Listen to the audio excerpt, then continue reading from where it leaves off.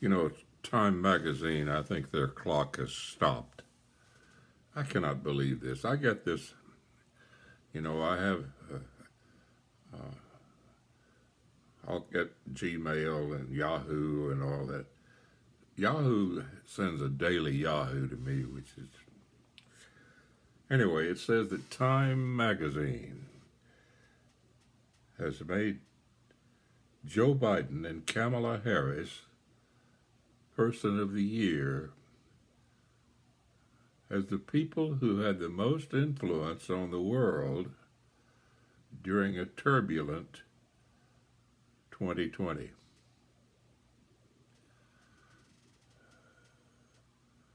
Now, the elevator's not going all the way to the top floor at time.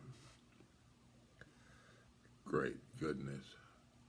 I mean, the guy's hiding in his basement, and she's determined to destroy America and their influence. I guess so. I suppose that's true.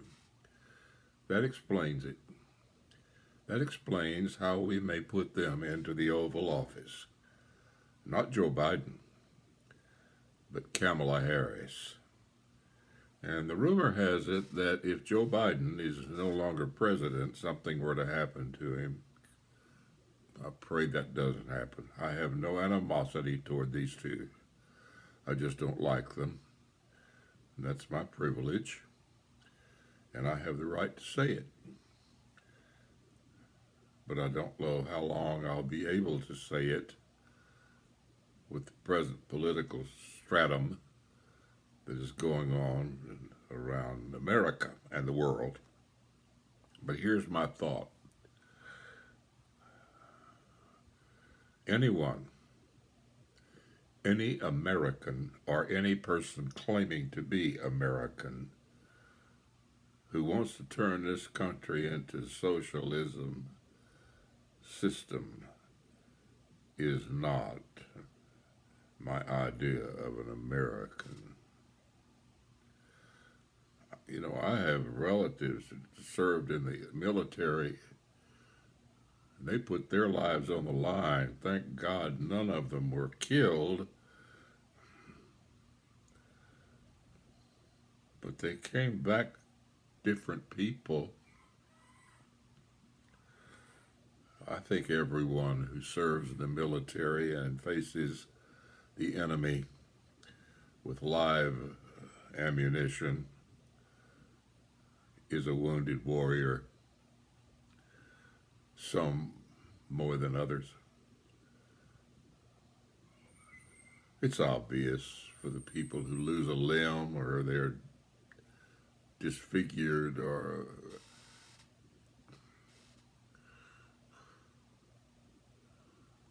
I had a brother-in-law.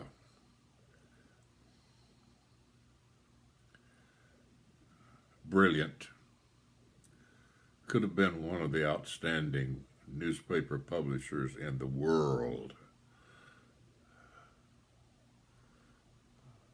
And he came out of the military crippled and crunched up.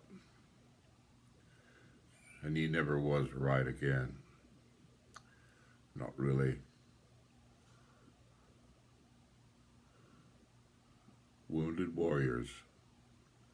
They should be the people of the year. Time magazine, I never have subscribed to it, and I certainly wouldn't. Anyone who does is just looking for gossip, maliciousness. They get their hatred stroked. But if that's the way America is going, if that's what you people believe, then I'm looking for an old tent house out in the woods with old oily rags and 2 white horses and 2 black horses and a pup dog and no further communication with the world. After all, heaven's my home. I'm just here on a visit. 'Tis a puzzlement,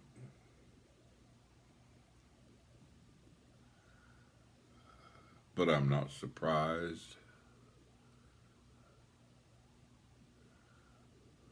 because we're in the world, but we don't have to be in the world. There is hope for the soul of every human being, regardless of nationality, color of skin, or creed, or belief. But the important change of heart can make the difference, and that's the only thing that will make a difference. What do you believe? Do you truly believe that America is the evil Satan?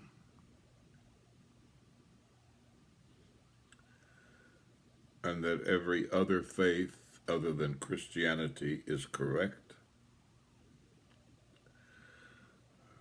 And you believe that God lies and Jesus Christ was homosexual? Do you believe that abortion is a good thing because it gets rid of unwanted babies?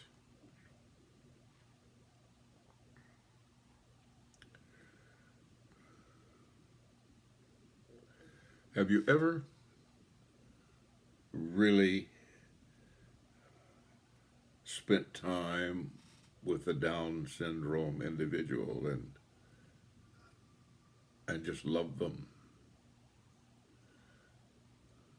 and be entertained by what comes out of their mouth?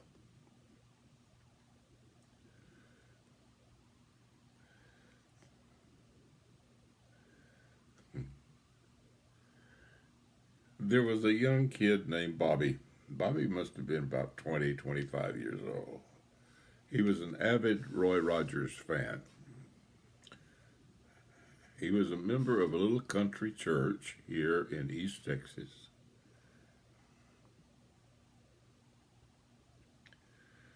And I was invited to lead the revival music in that country church.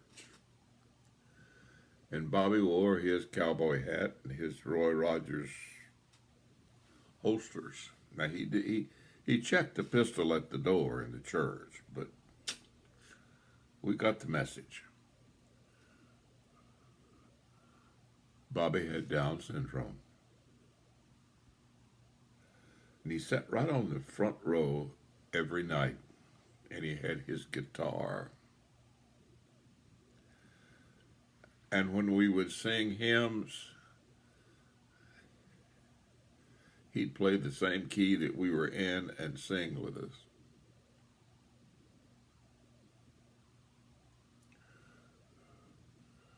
And so one night, toward the end of the 2-week run, I invited Bobby up to sing Jesus Loves Me with me.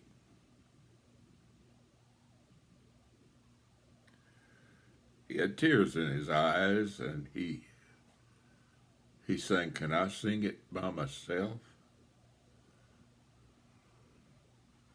I said, "You sure can." And I just stepped back. Have you ever heard angels sing? Have you ever had the privilege of being in the presence of spiritual, powerful greatness?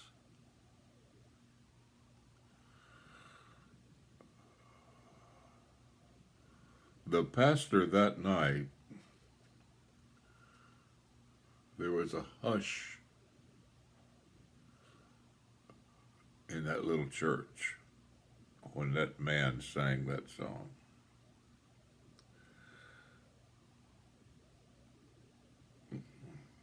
And he turned to me and he thanked me.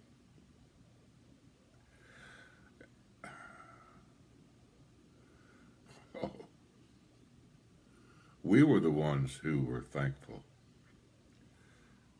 And I'll never forget, the preacher walked to the pulpit and said, "We have heard the sermon for the evening," and we sang an invitation, and the people responded to that invitation, all because of Bobby and his empty holster and his cowboy hat and his Gene Autry guitar. And Jesus loves me. Do you know that little song?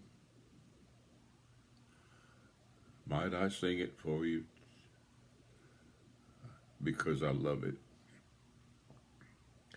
Jesus loves me, this I know, for the Bible tells me so. Little ones to him belong. They are weak, but he is strong. Yes, Jesus loves me. Yes, Jesus loves me. Oh, yes, Jesus loves me. The Bible tells me so. Amen.